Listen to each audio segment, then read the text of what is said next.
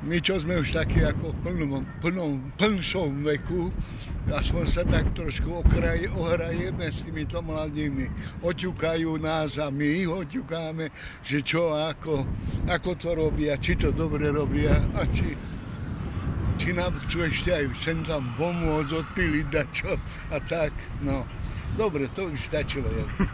Mojou väčšinou témou je dúha, lebo dúha spája v sebe 4 základné elementy existencie života na tejto modrej planéte. Slnko, voda, vzduch a zem. To je základ života a v dúhe sa tento základ objavuje farebne, že je tam to farebné spektrum.